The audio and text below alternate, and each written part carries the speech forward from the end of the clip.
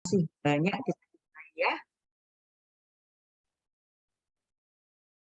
di dalam praktek sehari-hari ya, ini masih sering kita jumpai ya sampai dengan saat ini, walaupun ya apa namanya,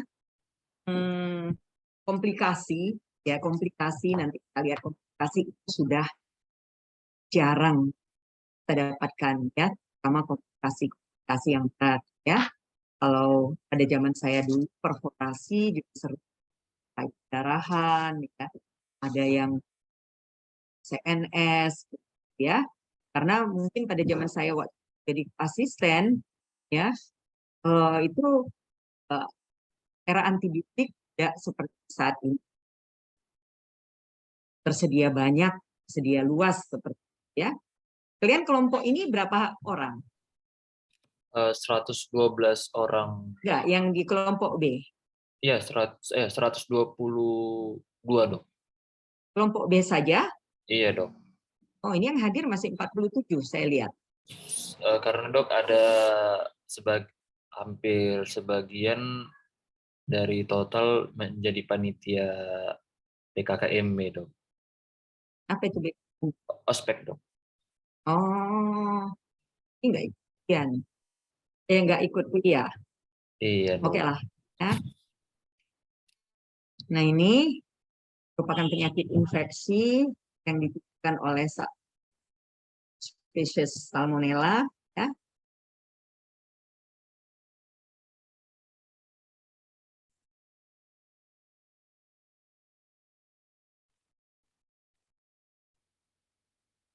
Nah, yang menyebar melalui makanan ya, yang terkontaminasi ya.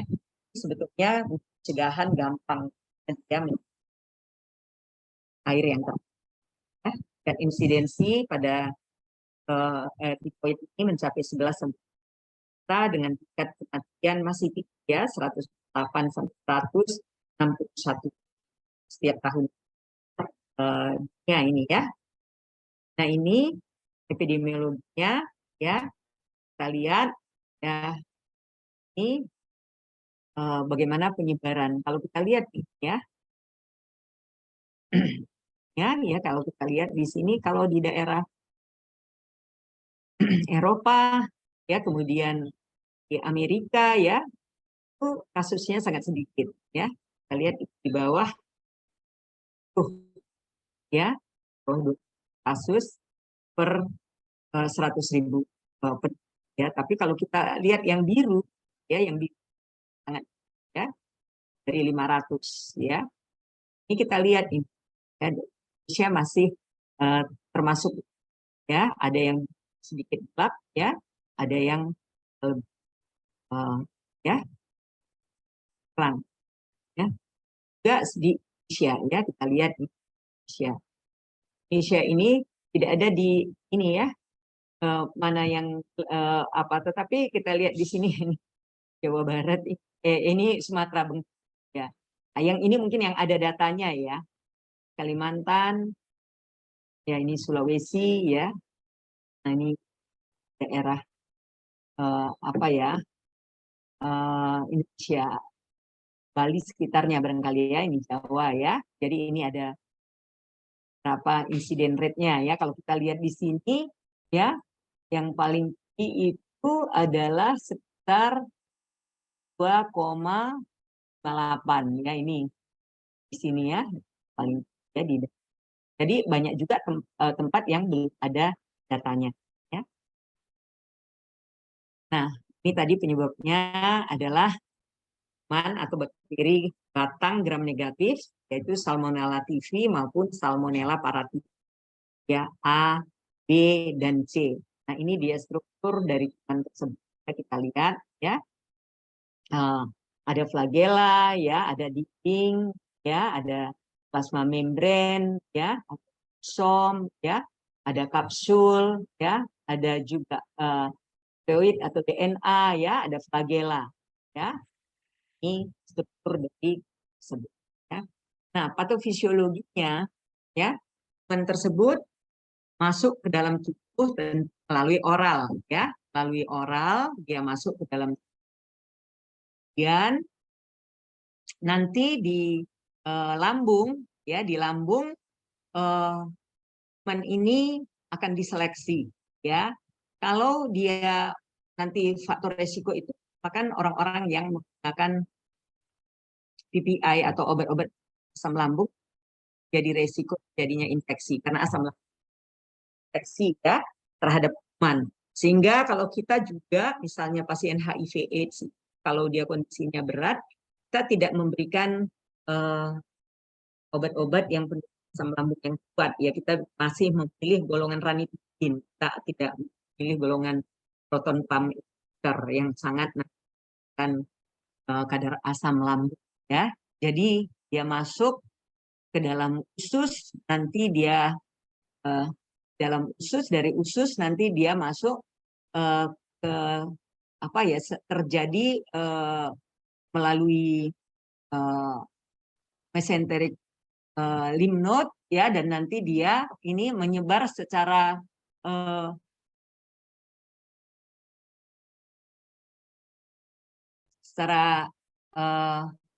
hematogen ya, masuk ke dalam spleen, ke dalam hati, seperti itu ya. Dan nanti kuman-kuman ini pada waktu bakteriemia pertama dia belum terjadi gejala ya.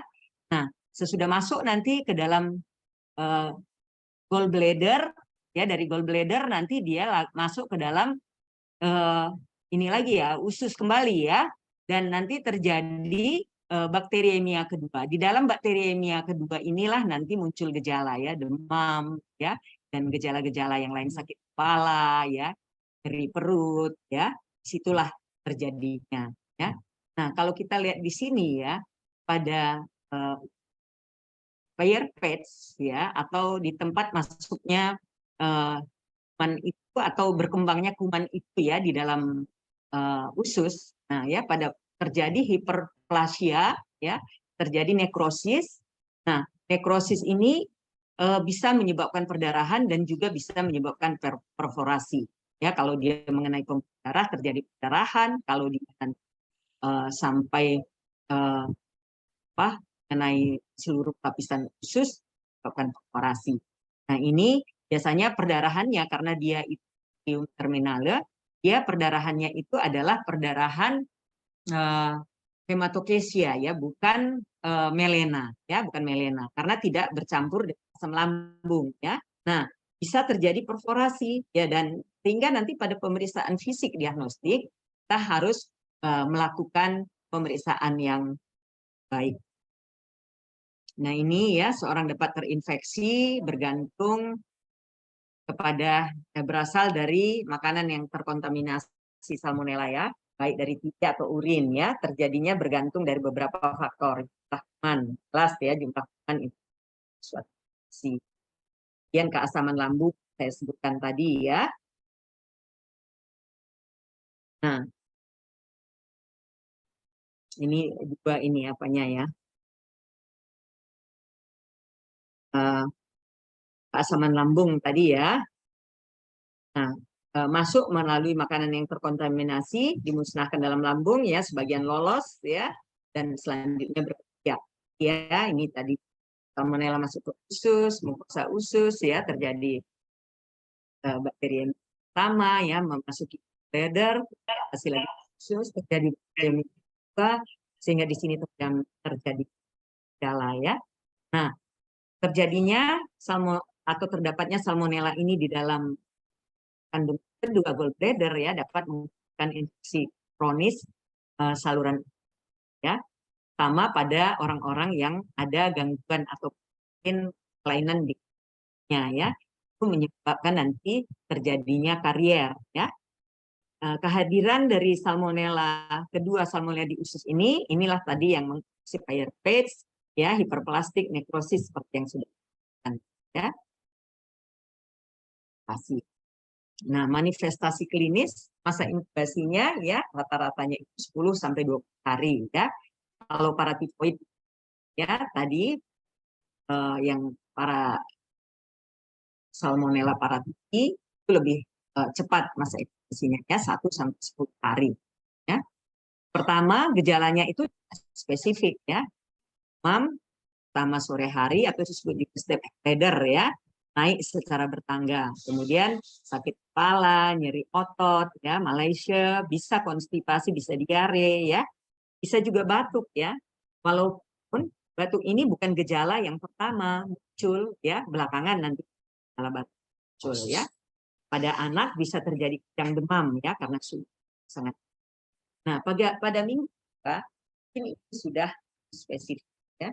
Ya, apatis, ada bradikardi relatif ya, kemudian typhoid tongue ya, yaitu ada disebut beslah ya, jadi lidahnya kotor ya, bisa terjadi hepatomegali atau disertai juga splenomegali ya, dan ada rose spot ya, bagian atas abdomen sampai ke bagian bawah dada ya.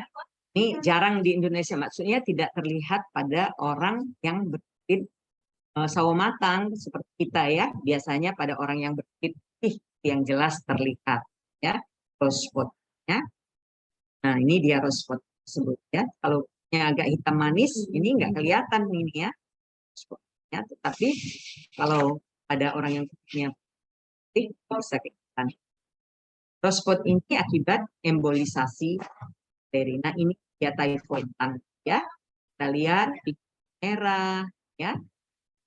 Tengahnya ini kita lihat ada putih ya, putih dan kotor ya. Dan biasanya disertai dengan tremor ya, kata kita lihat disertai. Nah, pada minggu ketiga, nah ini demamnya sudah cukup. Nah, ini sangat berbeda dengan darah dengue ya. Kalau darah dengue hari pertama saja dia sudah demam ya. Kalau ini minggu ketiga dia baru ya, bisa terjadi gangguan kesadaran ya, ya, dan biasa bisa diare, distensi abdomen ya. Nah, di sini muncul komplikasi, bisa pneumonia, miokarditis tadi ya, persaingan cerna, perforasi, dan bisa menyebabkan. Nah, pada zaman saya ini sering ya, pneumonia kita dapatkan, ya miokarditis, dan perdarahan saluran serta perforasi, tidak jarang masukkan ke spesialis bedah untuk dilakukan operasi. Nah, ini diagnosis. Nah, diagnosis pasti yaitu dengan melakukan pemeriksaan ukur darah atau dari sumsum ya, dipakai pertumbuhan kuman pada kulit ya atau urin mungkin karena karier ya, jadi harus gejala klinis dan diagnosis ya. Nah, yang jelas lagi perlu kita ingat, kalau hasil kultur darahnya negatif, tidak menyingkirkan ya, tidak menyingkirkan karena kalau dilakukan tidak 100% tuh ya, besar antara 40% hanya ya. Jadi kalau negatif kan meniadakan. Hasil dari pemeriksaan darah rutin biasanya HB bisa normal atau ya kalau ya dia datang sudah karena nafsu makan kurang ya, dan bisa leukopenia ya, atau bisa juga leukositosis, tapi lebih sering leukopenia ya. Neutropenia dengan limfositosis relatif ya, laju darah bukan, trombosit bisa normal ya, bisa normal bisa juga. Nah, ini kriteria diagnosis ya. Kita menegakkan diagnosis bisa berdasarkan kriteria WHO 2011 atau ada kriteria dari PETRI 2000 ya. Nah, kasus confirm diagnosis pastinya kalau ada demam di atas 8 Celcius lebih 3 hari, dan hasil baik darah, sum-sum tulang atau kasus probable atau probable case itu kalau demam di atas 38 Celcius lebih 3 hari. Nah, hasil serologi positif atau dijumpai antigen itu tidak dilakukan atau negatif, yaitu kita masukkan ke probable. Nah, kasus atau klinis sesuai dan berhubungan secara epidemiologi dengan satu kasus di sebuah epidemi. Kemudian karier kronik Nah, itu tadi dapat salmonella pada urin atau tidak yang biasanya diperiksakan secara kultur selama 1 tahun setelah fase. Ya, ini menurut WHO ya. Jadi kalau ada demam lebih dari 3 hari, saudara positif, diagnosis pasti. Kalau probable, kalau demam lebih dari 3 hari, tetapi didukung oleh pemeriksaan serologisnya. Ya. Nah, pada Petri, menurut Petri ada possible case, probable case, dan kasus definitif ya atau confirm case ya. Possible case itu kalau ada demam, ada gangguan saluran cerna, gangguan AB, ada hepatosplenomegali, ya belum lengkap, sindrom demam tifoid belum lengkap, hanya ditegakkan ini di fasilitas kesehatan primer ya. Jadi dia possible ada demam, ada gangguan cerna, ya udah kita anggap demam tifoid.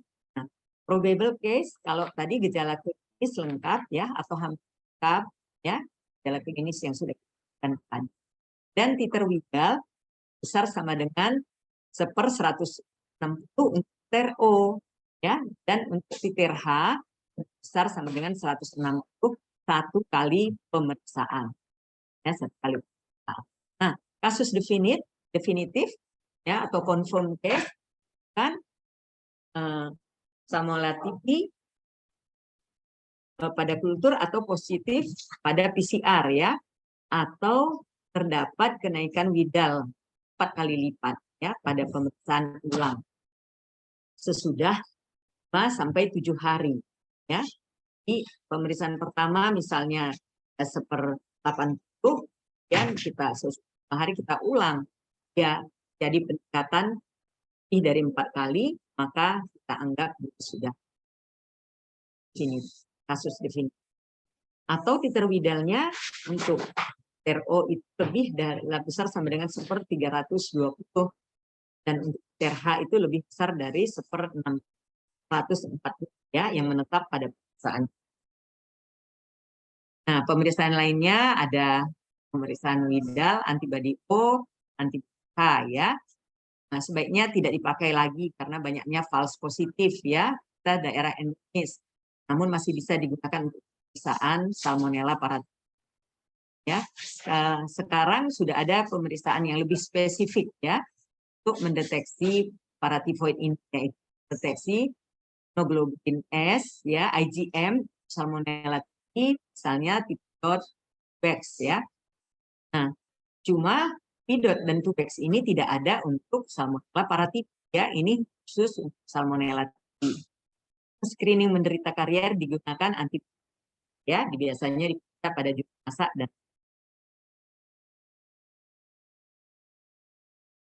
nah, pemeriksaan lainnya ya ini kita lihat ya, Widal, T.Bex, T.Dot ya, bagaimana spesifisitasnya, waktu pemeriksaannya yang dan apa yang dideteksi ya.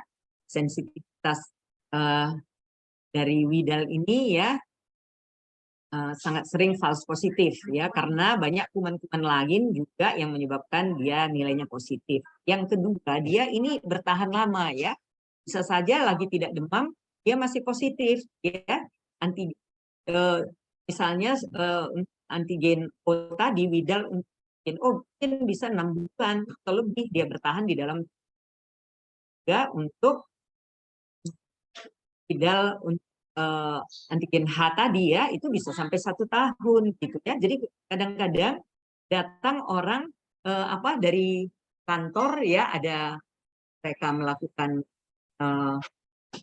tes kesehatan ya secara reguler, dia positif Widalnya, dikirim ke kita gitu ya, disuruhnya diterapi padahal pasien tidak ada keluhan ya. Nah, itu tidak perlu terapi ya, karena itu tadi sering false positif dan dia walaupun dia pernah terkena itu bisa bertahan lama ya. Jadi bisa bulan sampai 1 tahun ya ada. Ya. Nah, waktu pemeriksaan kalau titer O itu hari ke-6 sampai ke-8, kalau titer H itu hari ke-8 sampai 10. Antibodi agglutinin terhadap antibodi O dan H dari Salmonella dan Salmonella lain ya. Itu yang dideteksi itu adalah agglutinin ya. Nah, kalau Tubex itu sangat sensitif tapi kurang spesifik ya. Dia diperiksa hari pertama. Antibodi terhadap antigen tunggal O9 yang hanya pada Salmonella typhi saja. Jadi dia tidak ada pada lain. Atau tidak ada juga pada tadi Salmonella paratyphi ya. Sehingga Tubex ini tidak bisa kita gunakan untuk Salmonella paratyphi. Pidot juga begitu ya.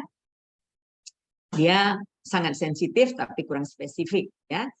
Nah, ketiga antibodi ya IgG dan IgG spesifik. Salmonella M, IgM, IgG total ya. Jadi dia IgM tadi ya.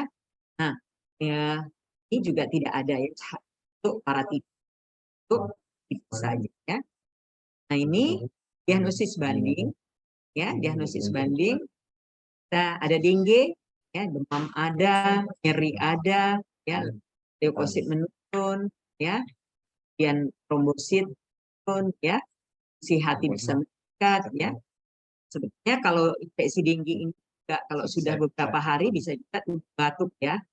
Pertama kalau sudah ada komplikasi misalnya pleural efusi ya, sebetulnya di sini juga bisa ada malaria ya, demam ya, ini biasanya terus ya, trombosit juga bisa, fungsi hati bisa meningkat, leukosit juga bisa turun ya, atau ya. Kemudian leptospirosis ya, demam ya, kuning biasanya ya, jadi terus ya, ada nyeri terutama di otot gastrocnemius ya, leukosit biasanya leukositosis ya, trombosit juga bisa si hati bisa, hepatitis akut ya, demam kuning ya, nyeri terutama di perut kanan atas ya, leukosit ya, trombosit juga bisa menurun, hati jelas meningkat ya. Tuberkulosis ya, kalau baru-baru ya itu demam, bisa ada batuk ya, leukosit biasanya normal sih ya kalau dia tuberkulosis, kecuali ada sekunder infeksi ya. Nah, kemudian demam rickettsia ya, sepsis ya, sepsis juga seperti itu ya, bisa juga terjadi terus ya, biasanya leukosit meningkat tapi ada juga yang leukopeni ya, si hati juga bisa ya. Inilah diferensial diagnosis dari demam tifoid ya. Nah, ini sekarang masuk ke penata laksanaan. Tirah baring ya selama beberapa hari sampai demam reda ya. Banyak bergerak itu bisa memicu terlepas dari tempat perkembangannya di usus masuk ke darah ya. Suhu badan juga akan naik dan risiko perforasi usus ya, terutama kalau ada reda ya. Kemudian medikamentosa ya, terapi suportif kalau demam diberikan mal ya. Kalau ada batuk tadi diberikan obat batuk ya. Kemudian nutrisi ya, biasanya kita berikan kalau karbohidratnya di bubur atau nasi tim ya. Protein hewani juga boleh tapi harus dagingnya empuk ya. Nah, tahu tempe juga boleh ya. Nah, kalau sayuran juga misalnya yang gampang dicerna ya, buah-buahan, sari buah jangan dia makan dengan kulitnya ya. Lemak masih bisa ya, masih bisa ya. Medikamentosa yaitu pemberian ya, dan juga kalau terjadi berat kan kortikosteroid ya. Nah, terapi karier ya, tadi karier sudah disebutkan ya, kalau sudah 1 tahun infeksi akut masih dapat salmonella di dalamnya ya, tadi kalau masih positif ya, baik mungkin. Nah, diberikan amoxicillin atau ampicillin 100 mg per hari, ditambah probenesid ya 1 gram kalau pada anak-anak 23 mg dan ya, atau diberikan cotrimoxazole ya, trimethoprim sulfamethoxazole 2 kali 906 gram ya, diberikan selama 6 minggu. 6% jadi negatif ya.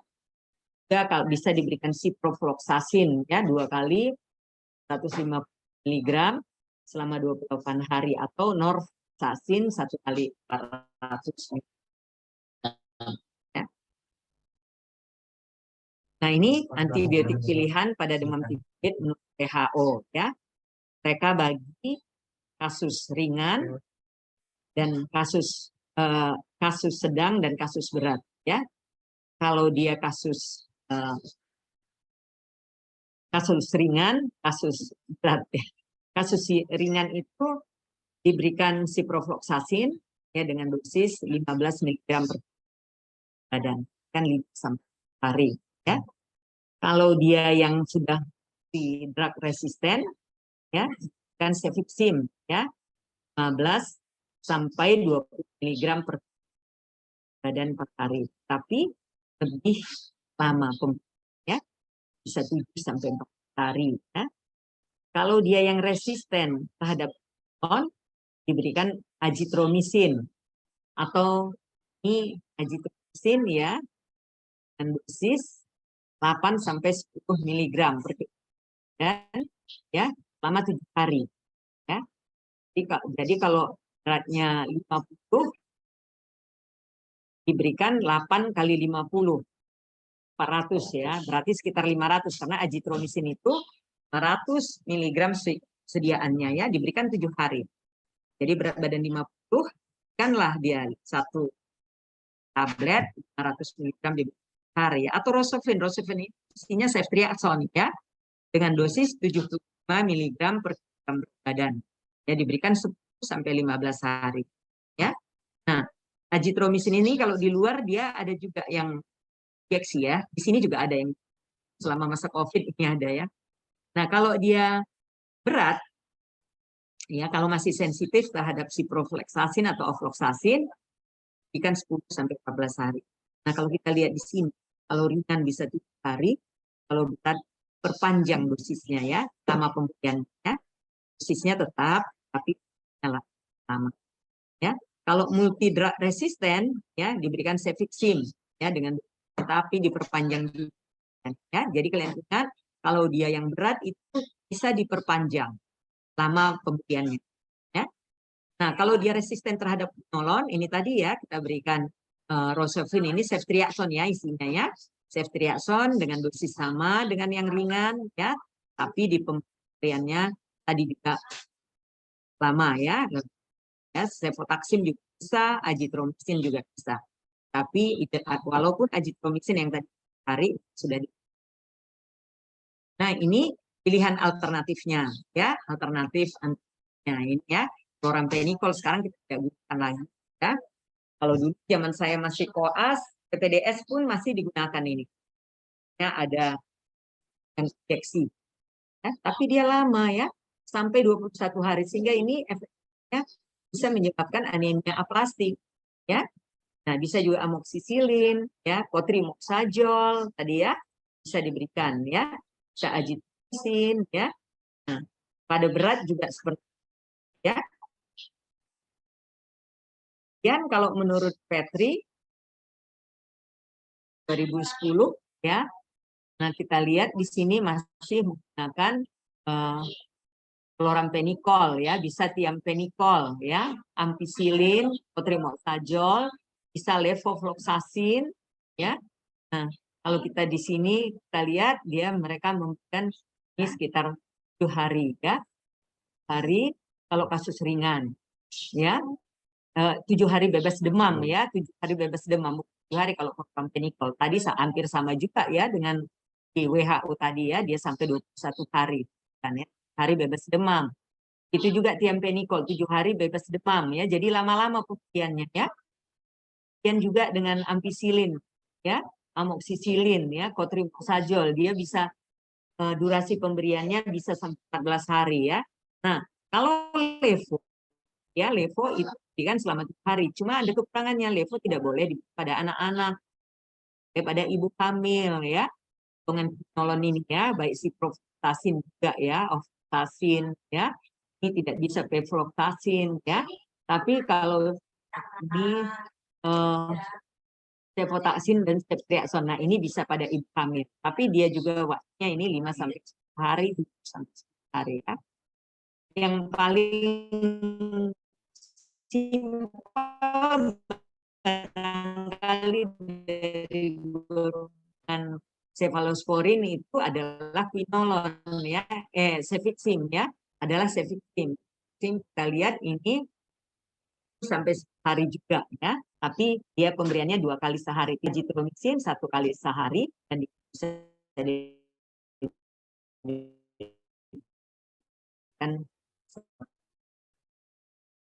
Nah, pada ibu hamil ya, ini yang dianjurkan adalah amoxicillin, ceftriaxone dan juga cefixim ya, cefixim juga boleh ya. Nah, kloramfenikol itu kontraindikasi pada trimester tapi tergantung trimesternya ya. Nah, fluoroquinolone, primosajol kontraindikasi pada itu kan ya. Nah, ini komplikasi ya. Kita lihat bisa khusus, bisa menyebabkan perforasi ya, bisa perdarahan ya, tadi pankreas, hepatitis, kolesistitis ya, pankreatitis ya, jantung bisa menyebabkan karditis ya, dan tanda-tanda bisa tahikardi, nadi dan suara jantung, penurunan darah ya, paru-paru bisa bronkitis, pneumonia ya, dan bisa juga pasiennya ini delirium ya, ke CNS ya, bisa ke CNS gitu ya, ke CNS juga disorientasi bisa ya, bisa kejang ya, bisa psikosa ya. Ini kami pernah mendapatkan ini satu kasus ya, sudah jadi psikosa, dia teriak, kita konsultan psikiatri. Tapi sampai sekarang ini pasien ini, karena saya kenal ini pasien ini, dirawat di rumah sakit. Jadi sekarang sehat dia ya, sekarang sehat ya, hanya sementara saja dia pada waktu itu yang melalui yang pengobatan ya, pengobatan gangguannya pasiennya sembuh ya.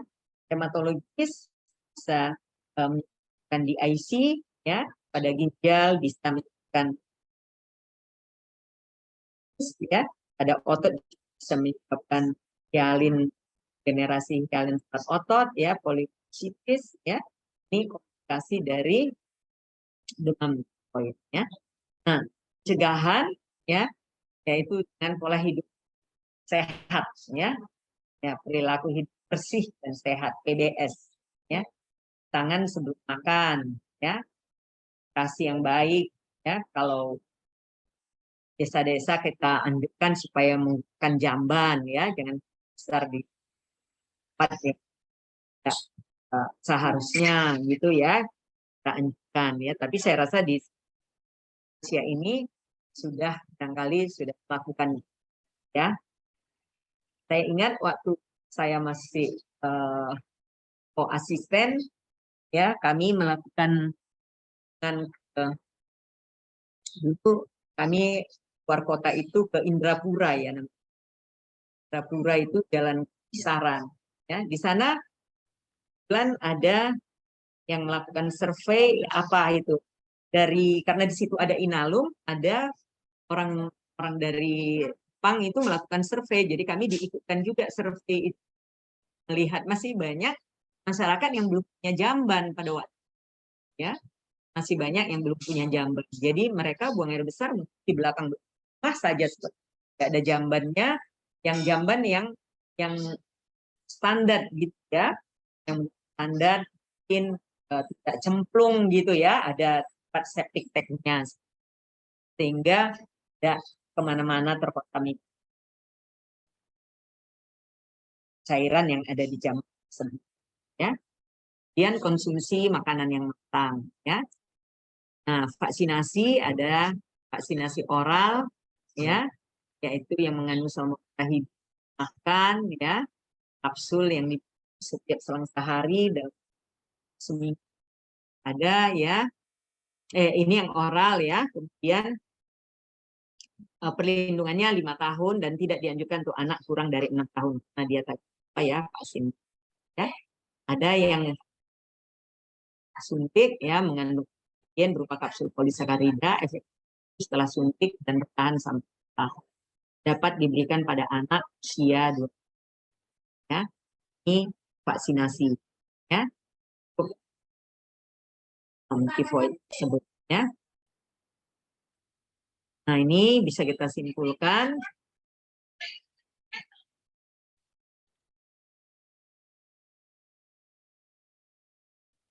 demam tifoid adalah infeksi akibat salmonella dengan tingkat transmisi yang tinggi akibat penyebaran orofekal ya. Gejala klinis demam tifoid dapat menyertai beberapa infeksi bakteri ya atau virus lainnya, sehingga membutuhkan pendekatan yang benar ya. Penata laksanaan demam tifoid cakup terapi non medikamentosa dan medikamentosa. Pencegahan infeksi demam tifoid dengan mengatur jenis dan vaksinasi ya.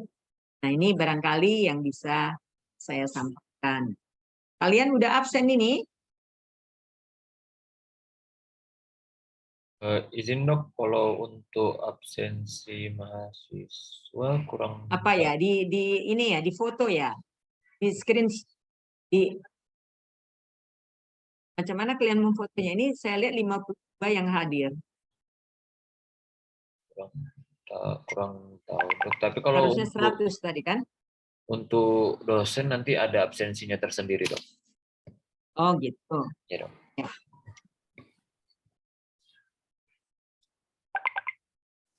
Oke. Ada yang mau ditanyakan?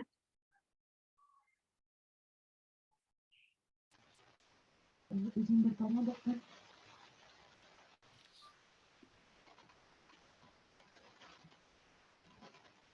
Ya, jadi kita kalau demam tifoid itu masih sering kita dapatkan ya, masih sering kita dapatkan ya.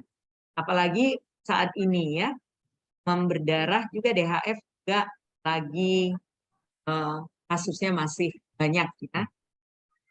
Setidaknya apalagi ini hujan terjadi air ya, ini demam itu sering datang ke layanan kesehatan ya.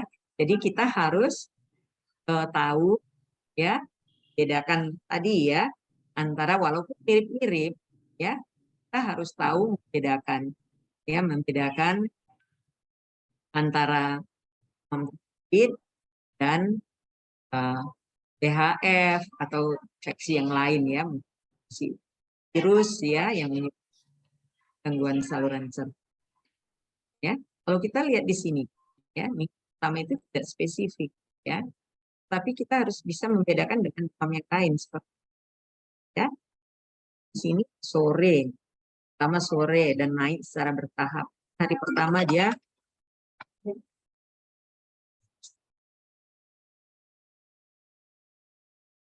mungkin hari pertama ya dia masih demamnya itu kalau diukur 37,5, 37,8 seperti itu ya. Sore naik ya. Tapi nanti semakin lama semakin ya, mungkin hari keempat, hari kelima lagi ini peraturnya ya. Nah, yang paling dekat ataupun yang bisa kita bedakan tadi adalah dengan DBD. Kalau DBD hari pertama dia datang, ya temperaturnya langsung bisa 39 ya. Dia baru pulang ya, tadi masih bisa ya nggak ada perubahan apa-apa. Terus sore udah datang ke layanan rumah sakit ya. Kok demam tiba-tiba? Tadi masih kuliah, iya masih kuliah. Sore ini. Nah itu yang seperti kita harus jeli ya. Kalau tadi sakit kepala, sakit kepala, PHF juga sakit kepala ya. Bisa sakit kepala hebat. Saya baru sampai dilawat di ICU saking tahannya dia. ya sampai pakai obat yang dilakukan ya pakai fentanyl seperti itu mengurangi nyeri kepalanya ya ya nyeri sekali kepalanya. Kita kira waktu meningitis atau ensefalit kepala yang ya. Nah, hanya di sini ada biasanya ada gangguan besar ya. Kita konsultasi ya, jadi kita harus tanyakan ya. Ini, karena dia infeksinya kan di saluran cerna. Nah, itu walaupun misalnya DBD juga bisa terjadi diare ya, tapi tidak selalu. Kalau pada karena infeksinya memang saluran cerna selalu ada ini selalu ada gangguan pada saluran cerna ya. Nah, kita jadi nomornya 79, heart rate-nya sesuai gitu. 80 kali ini kita lihat ya. Baik, ya. Oke, kalau tidak ada yang bertanya, kita cukupkan sampai di sini ya.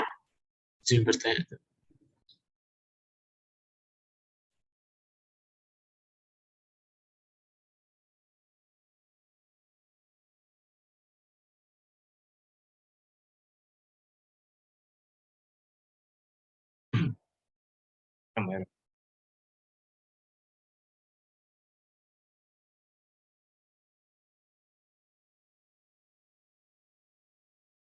Masuk aja.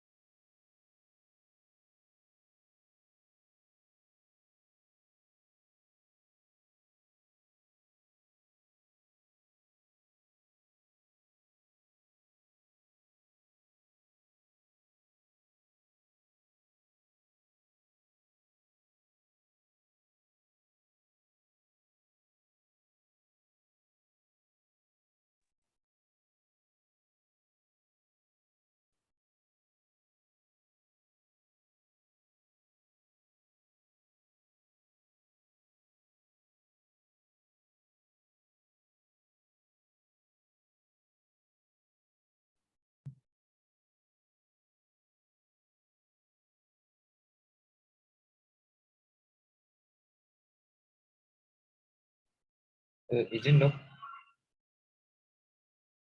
Izin dok.